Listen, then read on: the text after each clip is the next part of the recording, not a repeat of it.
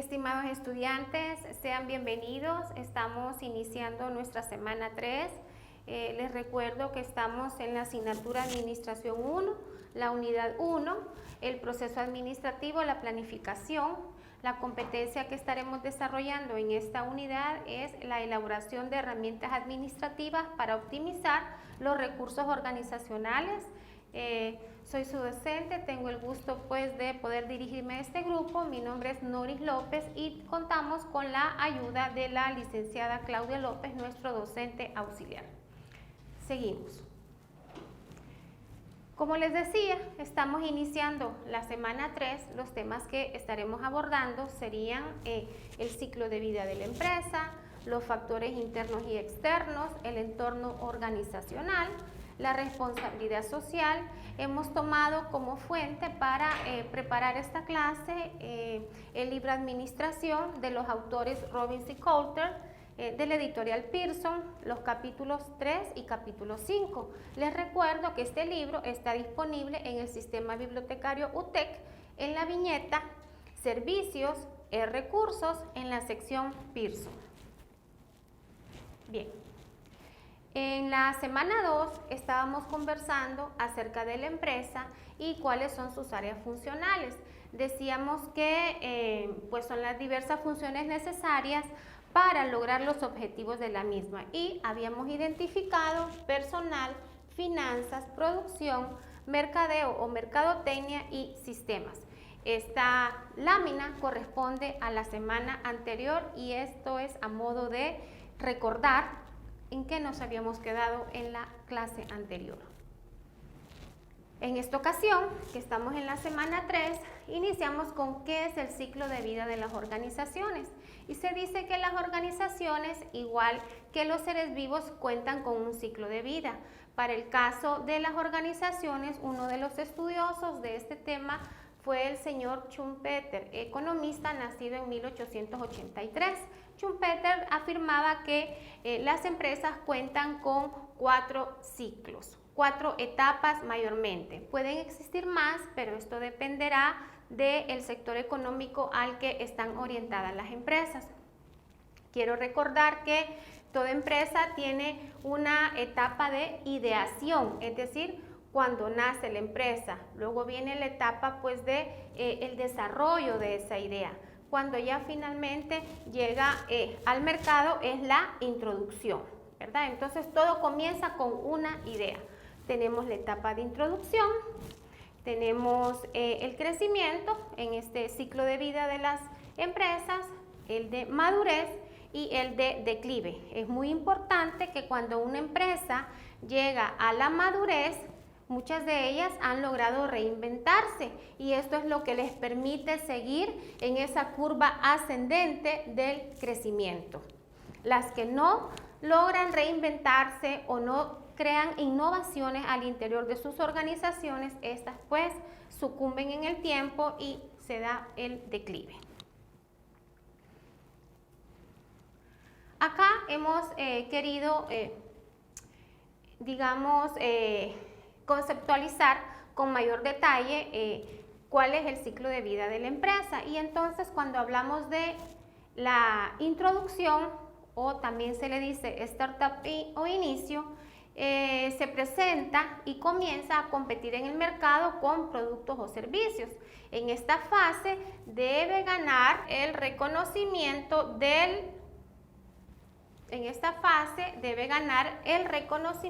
del consumidor, ¿verdad? Este es el mayor reto que tenemos en la fase de startup o inicio. Luego, en la fase de expansión de la empresa, acá nos estamos refiriendo a la etapa del crecimiento, donde va ganando adeptos, es decir, aquellos consumidores o usuarios que están aceptando sus servicios. Los costos tienden a disminuir, los beneficios van en aumento y acá empiezan pues a surgir otros competidores. Cuando hablamos acerca de la madurez, se reconoce por la estabilidad. Aquí Esta es la palabra clave, estabilidad. Es decir, ya no hay un crecimiento tan rápido, sin embargo los beneficios se mantienen en un nivel más o menos importante, estable, y la empresa alcanza solidez. Bueno, habíamos hablado de que sucede el declive. Al alcanzar el declive, el interés en los productos o servicios que la empresa ofrece disminuyen, es decir, los clientes ya no se sienten tan atraídos por la oferta de esta empresa, no son atractivos, y entonces estos clientes, consumidores o usuarios buscan otras formas de suplir sus necesidades. Bien, entramos a otro de los temas de esta semana 3, el entorno organizacional. El entorno organizacional se refiere al ambiente en el que la empresa se desarrolla. Esta es una parte muy importante de la empresa porque recordamos que la empresa existe en un sistema, es decir, su vinculación se da con el interior y también con el exterior de la organización, y tanto ella incide en el entorno como el entorno en la empresa. Decimos que el entorno organizacional, o también llamado ambiente externo, está compuesto o se compone de factores o fuerzas ajenas a la organización que afectan su desempeño. Tenemos dos tipos de entornos, estamos hablando del entorno específico y estamos hablando del entorno general. El entorno específico es aquel que está de forma más inmediata relacionada con la organización. Tenemos proveedores, tenemos grupos de presión, tenemos competidores y tenemos clientes. Esto sería el entorno específico. Bueno, una empresa existe para satisfacer las necesidades de quienes adquieren sus productos o servicios, que pueden ser consumidores o también usuarios. Los proveedores son quienes le suplen los insumos, la materia prima, para poder producir u operar. Los competidores son aquellas organizaciones que existen en el mercado y que ofrecen productos o servicios similares o incluso sustitutos. Y los grupos de presión son organizaciones que tienen intereses especiales en la operación de la organización e intentan influir en ella. Luego acá vemos con mayor detalle cuáles son las partes interesadas de una organización. En inglés a estas partes interesadas también se le llama stakeholders. Esto va a ser muy importante también cuando estemos desarrollando nuestras acciones de responsabilidad social empresarial. Y decimos que las partes interesadas tenemos en principio los empleados que están al interior de la empresa, tenemos los clientes, tenemos los grupos de acción social y política, tenemos los competidores, las asociaciones comerciales e industriales, es decir, los gremios a los que pertenece la organización, los gobiernos, los medios de comunicación, proveedores, comunidades, que es donde se da la operación de la organización, los accionistas y los sindicatos. Y esos son los elementos del entorno que una organización afecta cuando toma decisiones de toda índole. Algunos ejemplos de fuerzas externas del entorno específico. Para el caso de los clientes tenemos por acá un niño que ha ido a visitar este parque de atracciones, ¿verdad? La corporación Disney busca la forma de atraerlo, busca la forma siempre de sorprender a sus visitantes, y vemos cómo la corporación Disney, por ejemplo, tomó la decisión de comprar licencias de Star Wars y Marvel porque vio pues de esta forma incrementar la experiencia de sus usuarios. En el caso de los proveedores, muchas empresas, y entre ellas Apple, tiene a sus proveedores ubicados en China, donde se encuentran pues estas plantas de producción. Debido a la relación geopolítica y a COVID-19 en 2020, muchos proveedores no pudieron suministrar a Apple los inventarios. Luego tenemos el caso de los competidores. tenemos dos grandes empresas como son Coca-Cola y Pepsi. Esta es la competencia que existe entre empresas y que desean liderar el mundo, no solo de las sodas, sino de las bebidas más allá de las gaseosas. Tal es el caso de Pepsi y Gatorade versus Coca-Cola y Powerade. Bien, y luego también tenemos los grupos de presión. Entre ellos tenemos aquellos que están orientados a identificar estilos de vida saludables. Y en este caso los veganos, ¿verdad? Este es un nuevo movimiento de un estilo de vida saludable y por lo tanto más empresas cuidan de no ofender estos grupos y van incluyendo en sus menús otras opciones de alimentos, ofreciendo así diversas alternativas. Acá les hemos presentado un video sobre la experiencia del cliente. Esto pues invito a verlo, es un video muy simpático, está todo diseñado a manera de dibujo y pues los invito a verlo porque van a entender en sí cuál es la importancia de la experiencia del cliente, qué importancia tiene el cliente para el accionar de las empresas. Seguimos adelante. Bueno, estábamos hablando del entorno organizacional, habíamos dicho que son ese tipo de factores o fuerzas ajenas a la organización que afecta pues en su desempeño. Habíamos establecido que se clasifican en dos, los específicos y los generales. En este caso, el entorno general se refiere a condiciones externas que pueden afectar una organización. También les llama fuerzas, ¿verdad? En este caso, condiciones externas. Veamos, resaltamos esto, condiciones externas. ¿Cuáles son estas condiciones externas? Tenemos estos diferentes factores, ¿verdad? Encontramos de orden económico. ¿A qué nos referimos acá? Estamos hablando, por ejemplo, de aspectos tales como las tasas de interés. Esto puede incidir en la decisión de comprar o no un bien de capital mayor de la empresa, es decir, una maquinaria, dependiendo de la tasa de interés, por ejemplo, que el banco en ese momento esté cobrando. De esa forma, pues van a ellos identificar con qué institución financiera quieren solicitar préstamos, o de eso también dependerá la decisión de comprar o no comprar ese bien.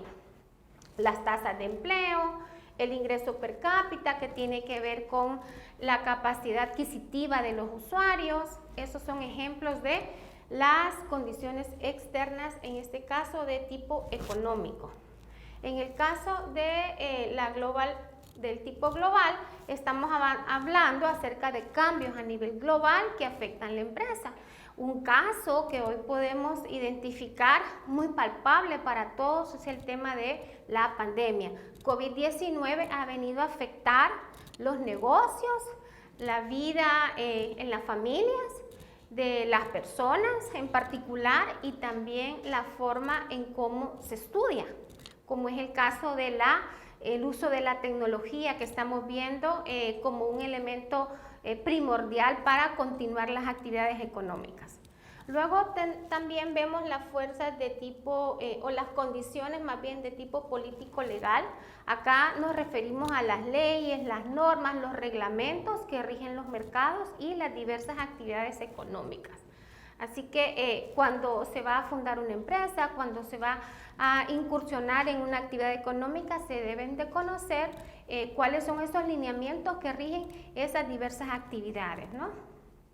Por ejemplo, en el caso de las empresas comerciales, las leyes de protección al consumidor, en el caso de los canales o los medios de comunicación que tienen pues una ley también que los rige, que tienen que ver con el espectro. Bien, estamos hablando entonces del entorno general y cuando nos enfocamos en aspectos socioculturales, esto tiene relación con los hábitos en los consumidores, en los clientes, cómo está conformada la fuerza laboral, el nivel de estudios que tiene esta fuerza laboral, cómo son los mercados, los países, las regiones, las costumbres, las culturas, ¿verdad? En el caso, por ejemplo, de Costa Rica, que tiene una fuerza laboral que cuenta con muchos profesionales orientados a la tecnología. Eso facilita que empresas de alta tecnología vayan e inviertan en Costa Rica. Luego tenemos también aspectos de tipo o de orden tecnológico, se refiere al grado de adaptación de tecnología y el uso sofisticado de la misma que existe en los diferentes entornos o países. Temas demográficos, los cambios generacionales, por ejemplo, hay países en Europa donde la población adulta está alcanzando, adulto mayor o de la tercera edad, está alcanzando niveles bastante altos, por lo tanto estos van a requerir de una serie de productos y servicios diferentes a donde, en un país donde la población sea mucho más joven. Y luego también tenemos temas de medio ambiente, las condiciones del clima, temas relacionados con recursos naturales. Todo esto es parte del entorno organizacional, el ambiente externo y en particular el entorno general, es decir, aspectos ajenos a la organización, y aquí lo vemos fuera, ¿verdad?, de este círculo concéntrico, aspectos que afectan a la organización. Bueno, acá vemos algunos ejemplos. Por ejemplo, hablábamos del caso de la tasa de desempleo. Vemos en este caso de orden económico esta condición que es la de orden económico. Vemos hoy en día cómo la tasa de desempleo se ha elevado y ha sido afectado por la emergencia sanitaria, ¿verdad? Muchas empresas han tenido que cerrar y eso ha provocado pues un mayor nivel de desempleo. En el tema global vemos cómo, por ejemplo, la pandemia ocasionada por COVID-19 ha impactado las industrias y en particular el sector del turismo, hoteles, los servicios, las líneas aéreas han sido fuertemente impactadas por el tema de la pandemia. Cambios, por ejemplo, en las reglas de inmigración, la política para los beneficiarios del TPS, esos serían aspectos relacionados con las condiciones del entorno general político-legal, ¿verdad? Es decir que las personas, los migrantes que se encuentran en Estados Unidos y que pues han recibido el TPS o están por recibirlo, van a tomar decisiones en relación a esto y en consecuencia esto también va a afectar los tipos de bienes o servicios que ellos van a poder adquirir. A diferencia de si ellos están temerosos de que tengan que salir del país, de Estados Unidos, digamos, al no aceptárseles el TPS, ellos pues tomarían otro tipo de decisiones. Pero bueno, esos son cambios en las reglas de inmigración, cómo afecta la toma de decisiones en la vida de las personas, y esto a la vez afecta el consumo, ¿no?, el nivel de consumo que ellos puedan tener. Aspectos socioculturales, hoy vemos la participación de la mujer está tomando mayor auge en la política. Un ejemplo claro pues es la elección de la vicepresidenta Kamala Harris ahora como la primera mujer y representante de minorías como vicepresidenta en Estados Unidos. Temas de orden tecnológico también afectan pues el entorno de las empresas. Tiene una gran influencia en el sector de la educación, en la familia, en el tipo de consumo que están haciendo las familias.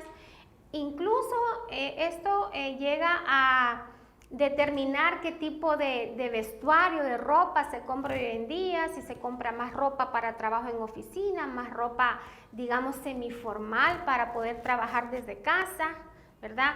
¿Qué tipo de plataformas usa? Por ejemplo, si usa Zoom, Google Meet y otras para poder hacer teletrabajo.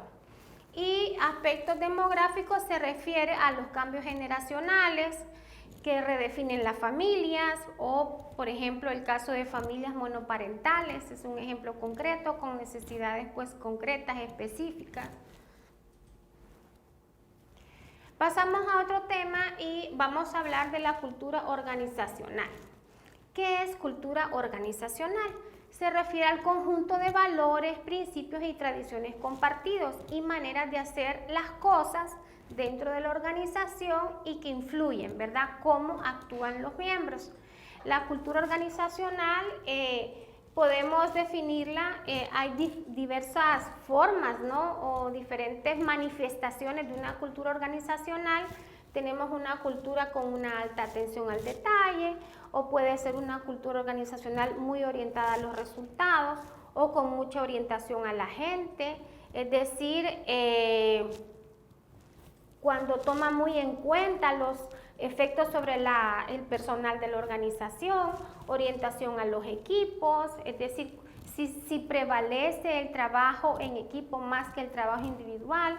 También hay empresas que son sumamente agresivas, los empleados son agresivos, son competitivos en lugar de cooperar. Una cultura con estabilidad es aquella en que las decisiones y acciones se toman con mucho cuidado, encaminados a mantener un estado de las cosas. Hay culturas también que premian, es decir, que prevalecen la innovación y la toma de riesgos. Son organizaciones que están permanentemente lanzando productos al mercado, etc. Bien, aquí vemos algunos casos concretos. Por ejemplo, la consultora PricewaterhouseCoopers da una gran atención al detalle. Recordemos que es una empresa consultora, también da servicios de contabilidad, pues obviamente gran atención al detalle. Empresas como Bimbo, que se caracterizan por la orientación a resultados. Empresas como Patagonia, una gran orientación a la gente, al medio ambiente también. Netflix se caracteriza por ser una empresa orientada a los equipos. Otras empresas como Trump Internacional, ¿verdad?, que pues tienen una gran agresividad, competitividad entre ellos. Empresas de mucha estabilidad, esta podría ser Microsoft, y empresas de innovación y toma de riesgos podría ser el grupo, pues, y entre ellos está Tesla. Los temas actuales de la cultura organizacional. Hoy en día vemos que hay una orientación hacia una cultura ética, también una cultura de innovación. En el caso de una cultura ética, es aquella organización que posee elevados estándares éticos, es tolerante ante los riesgos, es poco tolerante ante la agresividad y se enfoca en medios y resultados. Una cultura de innovación involucra a los empleados en los desafíos, ¿verdad?, por lo que logra su compromiso, es decir, toma en consideración opiniones de su personal, los hace partícipes. Existe libertad para realizar las tareas, hay compañerismo y colaboración, pero esto va acompañado con respeto, invita a pensar, a crear, da tiempo para que las personas puedan pausar, hacer una pausa y ponerse a pensar, porque la idea es generar nuevas formas de concebir las cosas. Celebra la espontaneidad. El bien grupal supera al bien individual, es decir, hay un concepto de colectividad, de cooperación, de colaboración y sobre todo libertad para expresar opiniones con un grado de tolerancia a la ambigüedad. Bien. Otros temas actuales de cultura organizacional, podemos hablar de culturas en los que la diversidad es importante, es decir, la participación, de una cultura de trabajo que apoye y fomente la inclusión de individuos y puntos de vista diversos, ¿verdad? Por ejemplo, hay organizaciones que tienen una gran sensibilidad para incluir a personas discapacitadas, otros que buscan incluir personal que proviene de diferentes grupos étnicos, y todo esto le agrega una riqueza a la organización. O también incluir mujeres para que también esta toma de decisiones considere es importante parte de la población. La espiritualidad se refiere a aquellas culturas donde los valores organizacionales promueven un sentido del propósito, ¿verdad? Donde se busca hacer un trabajo significativo y que afecta pues favorablemente la comunidad. Pasamos a la responsabilidad social. Este es un concepto muy importante hoy en día. Y acá les hemos compartido un video de la Fundación POMA en donde pues ellos están enviando un mensaje de autocuido por la pandemia. Podemos decir, bueno, pero ¿qué tiene que ver esta organización promoviendo la salud? Bueno, una de sus áreas es precisamente esa, el cuidado de la salud, aunque se conoce mucho por temas como la industria de la construcción o el sector construcción. Así que les dejamos un video. Aquí vamos a introducir 3 conceptos importantes. Estamos hablando de obligación social, sensibilidad social y responsabilidad social o responsabilidad social empresarial. Obligación social es cuando una empresa u organización responde directamente a las leyes, es decir, que actúa con base a las leyes, toma eso como su marco de referencia. Sensibilidad social es cuando la empresa se compromete, comienza a comprometerse con acciones sociales en respuesta a necesidades populares. Responsabilidad social empresarial es cuando este negocio tiene la intención de ir más allá de sus obligaciones legales y entra a la acción, ¿verdad? Hace cosas de forma correcta y actúa de modo que beneficia a la sociedad.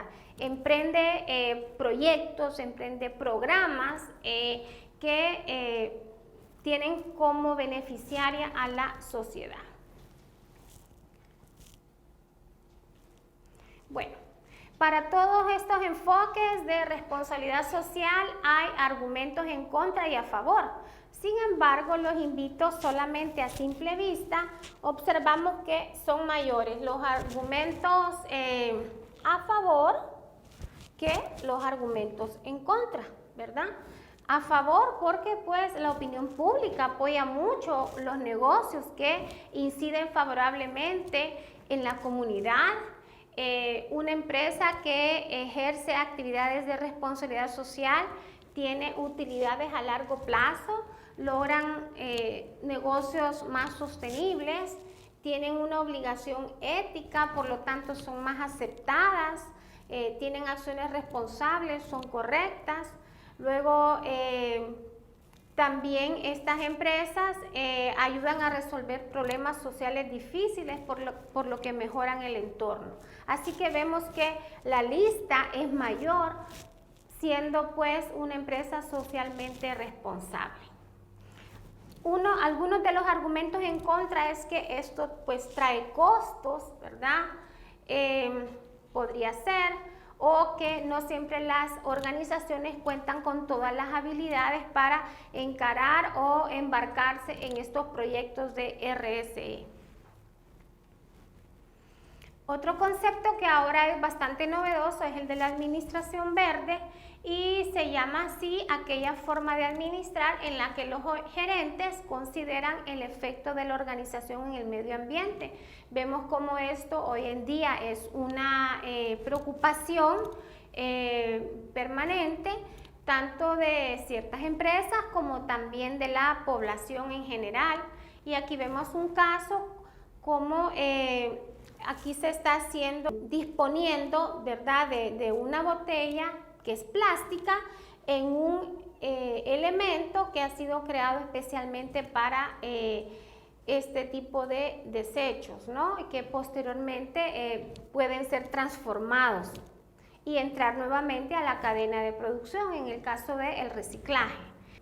Aquí vemos el caso, por ejemplo, de cómo se está retornando a los envases de vidrio porque de esta manera estamos protegiendo el medio ambiente y estas son decisiones que las empresas que están cuidando el medio ambiente ahora están tomando como parte de este enfoque de la administración verde. Luego pasamos a hablar un poco acerca del comportamiento ético. decimos que la ética se refiere a los principios, valores y creencias que definen las buenas y malas decisiones y comportamientos.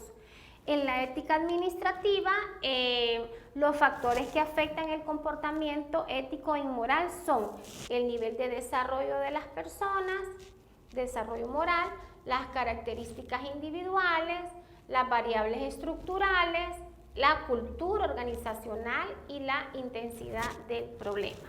Ahora bien, para un gerente es muy importante también conocer las leyes, especialmente si la empresa es multinacional o global. Existen leyes como la Ley de Prácticas Extranjeras Corruptas, el Pacto Mundial y la Convención Anti-Soborno. El comportamiento ético consiste pues en fomentar este tipo de accionar al interior de las organizaciones. Pero lo más importante es cómo el gerente en sí, ¿verdad? La forma más importante es cómo el gerente puede influenciar a las personas y es haciendo lo correcto, es decir, con el ejemplo, con el modelado, ¿verdad? No solamente basta que tengamos un código de ética, sino también que nos comportemos los gerentes de forma ética. Algunas de las acciones que ayudan a impulsar la práctica de la ética dentro de la empresa son, veamos cuáles son estas acciones.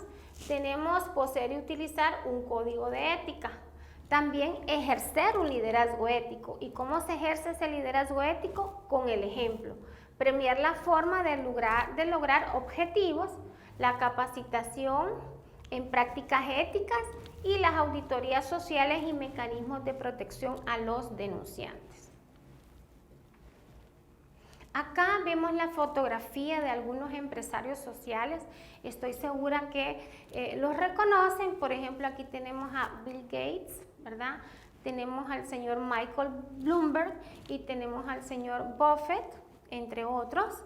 Y vemos acá que el señor Gates ha sido el creador de la fundación de Bill y Melinda Gates. Cumplen un papel importante, buscan resolver problemas sociales mediante la identificación de soluciones que mejoran la sociedad.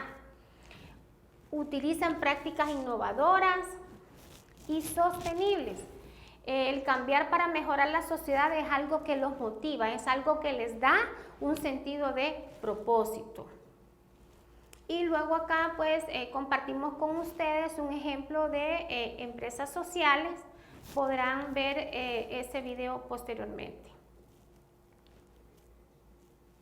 Esto sería nuestra presentación para la semana 3.